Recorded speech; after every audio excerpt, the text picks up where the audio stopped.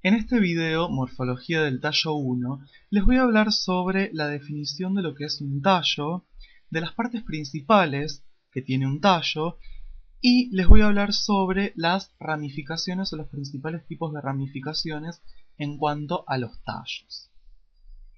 En primera instancia quiero decir qué es para la botánica un tallo. En primera instancia, un tallo es un órgano que generalmente es aéreo, porque vamos a ver en otros videos que existen tallos que son subterráneos, que la función que cumple es sostener de hojas, frutos y flores.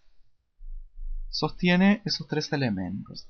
Además, conduce tanto la savia bruta, es decir, la que está formada por agua y sales minerales, y la savia elaborada formada por moléculas orgánicas. Elaborada. Y cuando es tierno, es decir, en las primeras etapas de la vida de la planta, fotosintetiza. Es decir, tiene función fotosintética. Fotosintetiza cuando es un tallo tierno. A veces también puede ser reservante, es decir, que acumula sustancias de reserva. Otra de las características que tienen los tallos es que es un órgano axial, al igual que la raíz, porque forman un eje. Por eso es que también a los tallos se los conocen como eje caulinar. Cuando uno habla de eje caulinar, hace referencia al tallo. Si quiero hablar de raíz, digo eje radical. En este caso el tallo es eje caulinar. ¿Y de dónde proviene embriológicamente un tallo? O decir, ¿cuál es el origen embriológico? Justamente de una zona del embrión que se llama gémula. Recuerden, voy a dibujar nuevamente un embrión muy simple. Ahí teníamos este punto y este punto. De esta zona subapical era la llamada radícula, de la cual surgía la raíz, y esta puntita, la parte apical del embrión, se denomina gémula, es la gémula. De aquí se origina el tallo. Estos recuerden que eran los cotiledones u hojas embrionales. Muy bien. Organografía del tallo, es decir, las principales partes que tiene un tallo. En primera instancia, la estructura de los tallos están formadas por una sucesión de nudos y de entrenudos. Fíjense, el nudo son estas linitas que marco aquí, que los nudos son los lugares de donde surgen las hojas y estas estructuras que se denominan yemas axilares, que ya vamos a ver qué función cumplen. Estas son las hojas. El espacio comprendido entre nudo y nudo, podríamos tomar esto, es lo que se conoce como entrenudo. Es el espacio que se encuentra entre dos nudos. Yemas axilares acompañando a cada hoja, y en la punta tenemos una yema también denominada yema apical. Además, tenemos, cuando la planta nace, le surgen las primeras dos hojitas, que son los cotiledones que se encontraban en la semilla. Entonces, estas son las partes básicas de un tallo, digamos, externamente. Ahora les voy a hablar específicamente sobre las yemas. Tanto la estructura de una yema apical como la de una yema terminal, que son semejantes. Yemas. ¿Qué son las yemas y cuál es la función? En general, las yemas lo que hacen es guardar o encerrar el tejido embrional. Encierran el tejido embrional, es decir, los meristemas. Voy a poner acá meristemas. En general, hay una sola yema apical que se encuentra en el extremo del tallo principal o de la ramificación, y luego yemas axilares que se encuentran hacia los costados. Si yo veo una yema axilar o una yema apical externamente, como tengo en este esquema, vemos que está protegida por una serie de hojas modificadas que se llaman pérulas. Esas pérulas tienen distintas características. Algunas pérulas son pilosas porque tienen pelos, otras poseen sustancias, por ejemplo, secretoras como resinas, gomas o mucílagos, que lo que hacen es proteger a justamente esos meristemas de la deshidratación y además del efecto de las bajas temperaturas. Internamente, ¿cómo está formada una yema? Está formada por una estructura en forma de cono, en la cual en el extremo se encuentra el meristema, es decir, el tejido que va a producir, el meristema primario, que va a producir el crecimiento del tallo en longitud. Luego, está formada también por otros elementos a los costados, que son esta especie de pelotitas, que son los primordios,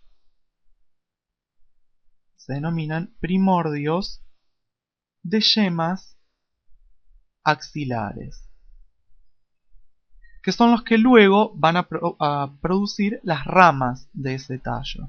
Es decir, por crecimiento van a producir las ramas. Y además tenemos estas estructuras que vemos como que van envolviendo hacia el extremo de este ápice, digamos, de esta yema, los primordios foliares, que son los que luego van a generar a las hojas verdaderas. Es decir, que fíjense que cada yema axilar va acompañada de su hoja, que es lo que les había dicho anteriormente. Bien, les voy a hablar ahora sobre las ramificaciones de los tallos, que hay algunas características que quisiera aclarar y mencionar. En general, los tallos simples o los tallos no ramificados son muy raros. Por lo general, los tallos son ramificados. Y vamos a ver que hay distintos tipos de ramificaciones. En general, nosotros podemos distinguir un tallo principal en cualquier planta, un tallo principal, que es el que se denomina tronco, y esto es mucho más visible en los árboles, por ejemplo, y luego tallos que son secundarios,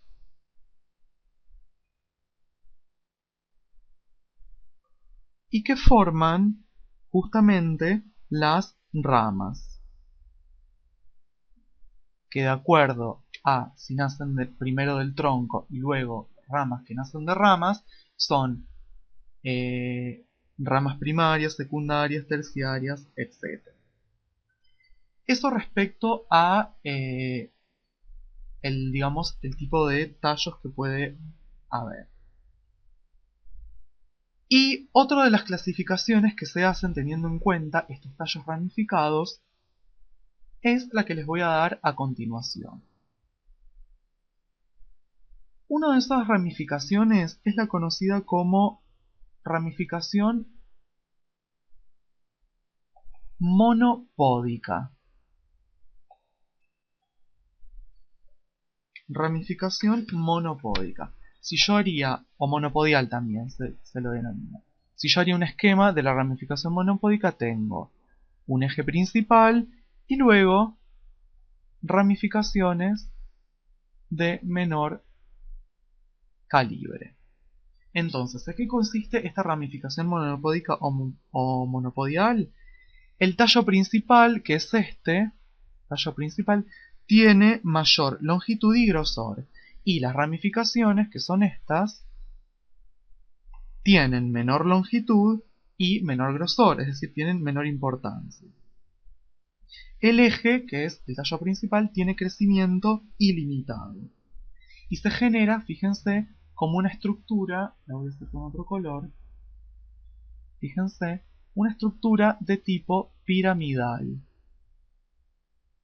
Es característica esta ramificación de la mayoría de las gimnospermas, porque las plantas adoptan forma cónica, por eso es que dentro de las gimnospermas están las coníferas, los pinos y todo este tipo de plantas tienen este tipo de ramificación monopódica. Y luego tenemos como contrapartida la ramificación denominada simpódica o ramificación simpodial.